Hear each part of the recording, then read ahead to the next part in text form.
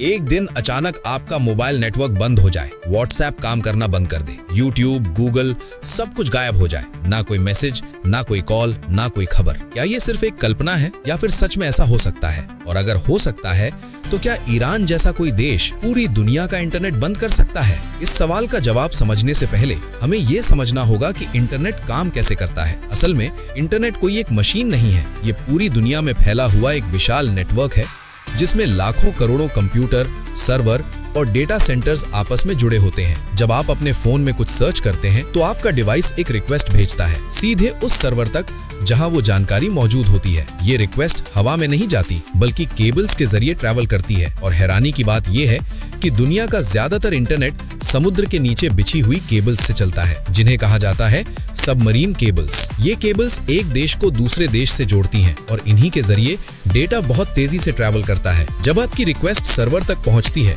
तो सर्वर तुरंत जवाब देता है और वही जानकारी कुछ ही सेकंड में आपके फोन पर दिखाई देती है। इस पूरी प्रक्रिया को तेज बनाने के लिए डेटा को छोटे छोटे हिस्सों में बांटा जाता है, जिन्हें पैकेट्स कहा जाता है। ये पैकेट्स अलग अलग रास्तों से होकर जाते हैं और फिर आपके डिवाइस पर आकर जुड़ जाते हैं। इसीलिए आपको वीडियो बिना रुके चलता हुआ दिखाई देता है और ये पूरा सिस्टम 24 घंटे लगातार काम करता रहता है, बिना रुके, बिना थके। अब सवाल आता है, क्या कोई देश इंटरनेट बंद कर सकता है? जवाब है हाँ, लेकिन सिर्फ अपने देश के अंदर। हर देश के पास अपने इंटरनेट सिस्टम पर एक हद तक कंट्रोल होता है। जब आप इंटरनेट इस्तेमाल करते हैं तो आपका कनेक्शन एक लोकल ISP यानी इंटरनेट सर्विस प्रोवाइडर के जरिए चलता है। सरकार इन कंपनियों को निर्देश दे सकती है कि वो इंटरनेट सेवाओं को बंद कर दें या धीमा कर दें, और जैसे ही ISP इंटरनेट बंद करता है पूरे देश में नेटवर्क रुक जाता है। इसी वजह से कई बार इंटरनेट शटडाउन की खबरें सामने आती हैं।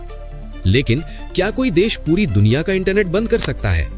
जवाब है नहीं, क्योंकि इंटरनेट किसी एक देश या सरकार के कंट्रोल में नहीं है। ये एक डिसेंट्रलाइज्ड नेटवर्क है जहां हजारों नेटवर्क और कंपनियां मिलकर काम करती हैं। अब बात करते हैं ईरान की।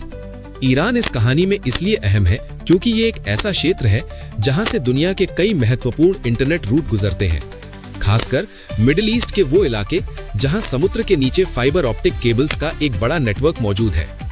ये केबल्स एशिया, यूरोप और बाकी दुनिया को जोड़ती हैं।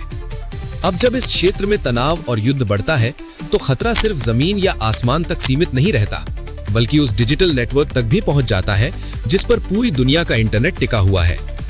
अगर इन केबल्स को नुकसान पहुंचता है तो कई देशों में इंटरनेट स्लो हो सकता है या कुछ समय के लिए बंद भी हो सकता है। इसके अलावा आज के समय में साइबर वॉरफेयर भी एक बड़ा हथियार बन चुका है, जहां बिना गोली चलाए दुश्मन के नेटवर्क और कम्युनिकेशन सिस्टम को ठप किया जा सकता है। ईरान पहले भी अपने देश के अंदर इंटरनेट को पूरी तरह बंद कर चुका है, जिससे लाखों लोग दुनिया से कट गए थे। लेकिन पूरी दुनिया का इंटरनेट बंद करना आज भी लगभग नामुमकिन है। हाँ, अगर बड़े स्तर पर केबल्स को नुकसान पहुंचे या बड़े साइबर अटैक हों तो असर जरूर पड़ सकता है, लेकिन पूरी दुनिया एक साथ ऑफलाइन हो जाए, ऐसा होना बेहद मुश्किल है। तो सच क्या है? कोई भी देश, चाहे वो ईरान हो या कोई और, पूरी दुनिया का इंटरनेट बंद नहीं कर सकता, लेकिन अपने देश के अंदर इंटरनेट को कंट्रोल जरूर कर सकता है। और यही वजह है कि इंटरनेट आज भी एक डिसेंट्रलाइज्ड सिस्टम है, जहां कोई एक राजा नहीं बल्कि पूरी दुनिया मिलकर इसे चलाती है। लेकिन अगर कभी दुनिया का इंटरनेट सच में बंद हो जाए तो क्या होगा? क्या आप बिना इंटरनेट के रह पाएंगे? कमेंट में जरूर बताइए। और ऐसे ही इंटरेस्टिंग वीडियोस के लिए चैनल को सब्सक्राइब करना मत भूलिए।